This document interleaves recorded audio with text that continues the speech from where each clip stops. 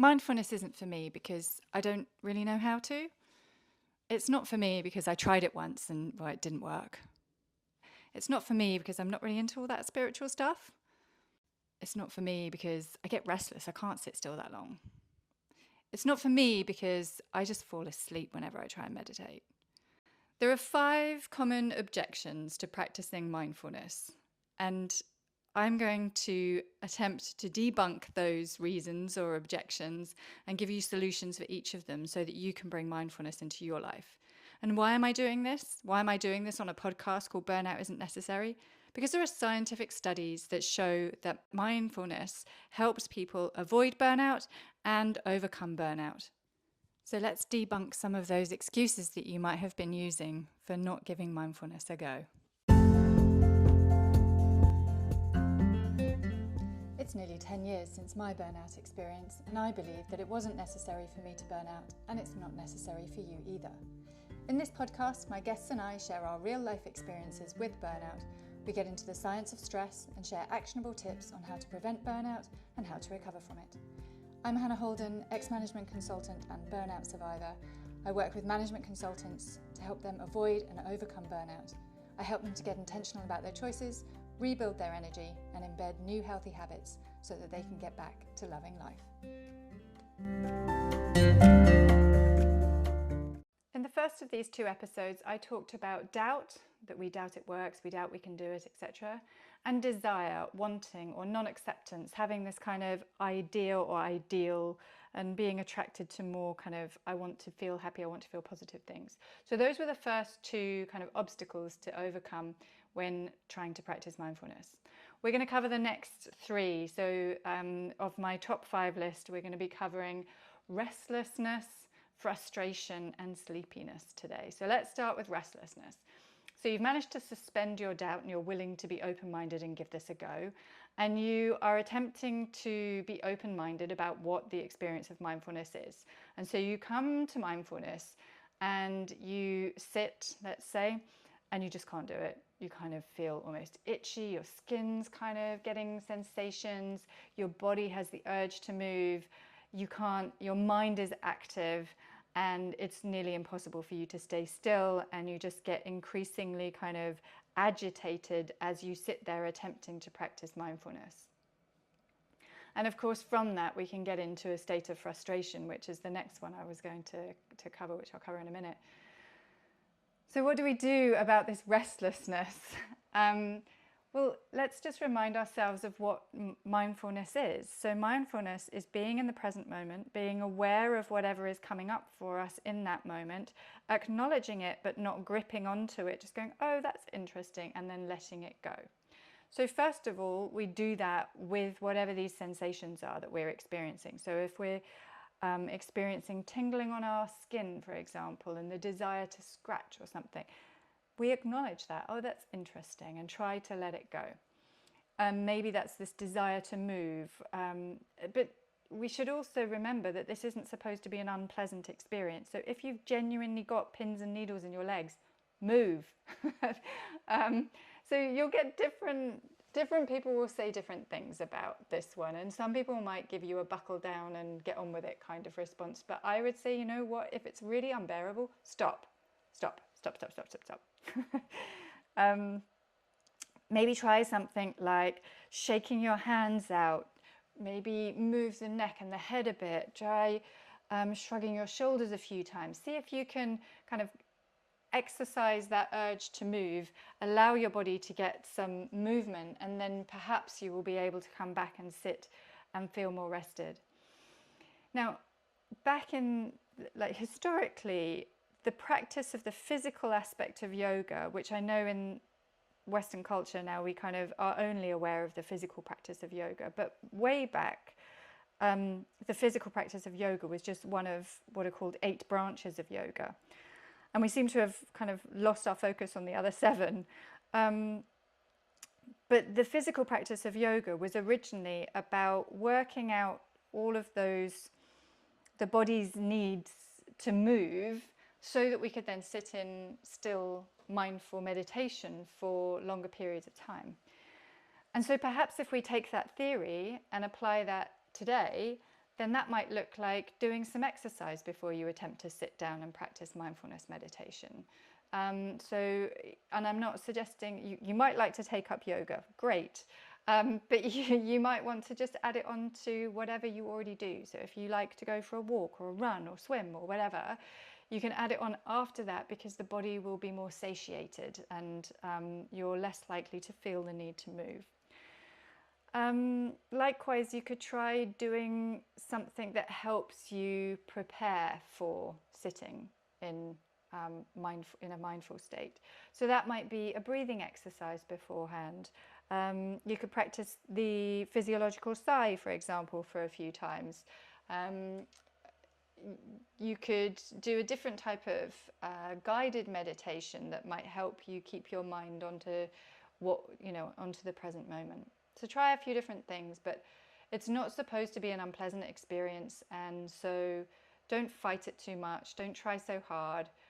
And yeah, when those feelings come up, attempt to take the mindful approach of becoming aware, accepting, forgiving, letting go. But if that's not working for you, just, move. All right, the next one is frustration, which of course is linked to some of the others. So if you have that image in your mind of how it's going to be and it doesn't live up to that, or if you feel that every time you sit to practice mindfulness you get restless, then you can get frustrated with yourself. And you have the whole I tried meditation, I can't do it, it doesn't work. And you assume that meditation is this intrinsic skill that we're either born with or we're not, and don't perceive it as being a skill that we can develop over time. And so I would definitely challenge that theory. I don't think that sitting in a state of kind of mindfulness, it's not easy. And even for somebody that's been practicing for years, it's not necessarily easy. So don't get frustrated because you've heard about the benefits that other people receive and their descriptions and their experiences. They may well have been practicing for years. So yeah, don't judge your experience on others. But solutions around this. So I think being aware of what mindfulness is and isn't is helpful. It's not the fact that many of us come to mindfulness originally or meditation originally assuming that we can clear the mind and have this completely still and silent mind. And that's not the primary objective. Sometimes that's something that develops over a period of years of practicing it. So I first practiced mindfulness and meditation with some consistency back in 2008. And so here I am, 15 years later, and some days, my mind is busy and it's full of thoughts, and some days it takes me a while to pick up on the fact that it's now daydreaming and off on some fantasy, or making plans or whatever it might be doing. So try not to get too frustrated, try not to have expectations that are misaligned to what mindfulness is, or that you're expecting yourself to kind of intrinsically be good at this. It's not easy, and it takes time to get some of those to that state of it becoming easier. All right, so the last objection is sleepiness. So for some people, when they attempt to meditate, they feel very sleepy. They may even fall asleep.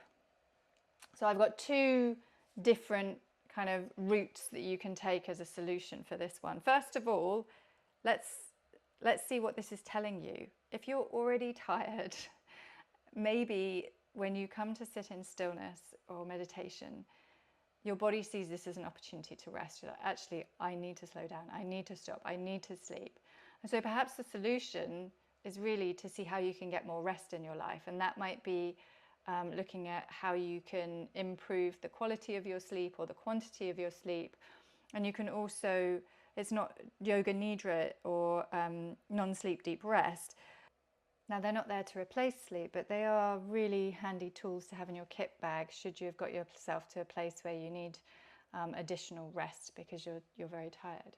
So that's my first route, is to acknowledge that actually there's a bit of a problem here, that you're tired and you need to do something about getting more rest. The other route is, what can I do to to stay awake whilst I'm meditating. So you can meditate in a seated position rather than lying down. So for example, a lot of savasana, which is the kind of restful guided meditation at the end of yoga, will be taught lying down. You may choose to do a seated meditation instead. You could meditate somewhere that isn't in your bedroom, so somewhere that you don't associate with sleep. Try practicing your mindfulness in the mornings when you feel alert rather than at the end of the day. Or you could try doing something really enlivening before you practice your mindfulness, like splashing cold water on your face or getting some fresh air or some exercise before you practice. And you can also try walking and moving mindfulness practices. Perhaps those would be more appealing to you rather than sitting or lying down. And one last tip, if you feel that you're particularly sleepy after eating, then to meditate on an empty stomach. So those were the 5 top obstacles that we have around mindfulness and meditation. The first one was doubt, not knowing how to do it and thinking that it's not for you for one reason or another. The second was around having desire, having a desire for it to be a certain way, or a desire to have that certain blissful experience, and that then you have this kind of gap between your expectation and reality that becomes disillusioning. There's restlessness, frustration, and sleepiness that we've gone through today. So I hope that that's helped you acknowledge some of the conversation that you may have been having in your own mind around why you are not practicing mindfulness and why it's not for you. And perhaps I've challenged some of your thoughts there. And yeah, I'd really love to hear what you think of this episode. And I'd also like to point you to episode 14, which is the deeper dive into mindfulness. And finally, there was the conversation I had with Rainer Kraft on his high performance mindset and on mindfulness. So yeah, I'd love to hear from you. Let me know what you think about these episodes on mindfulness. Have a great day. These podcasts are here to help you manage your stress and burnout, and your feedback is really valuable. So please rate this podcast and also drop me a note with any questions, suggestions, or feedback that you might have. One of the most common questions I get asked is, where should I start? And I believe that the best place for you to start is to learn how to soothe your nervous system. I've created a free download with instructions for 5 different ways that you can do just this, and all of them work pretty much instantly. It's called the Essential Toolkit for Management Consultants. You can download it now at www.hannahholden.co.uk/essential. One last thing, it's the legal language. This podcast is presented solely for educational and entertainment purposes. It is not intended as a substitute for the advice of your doctor, psychotherapist, or other qualified professional.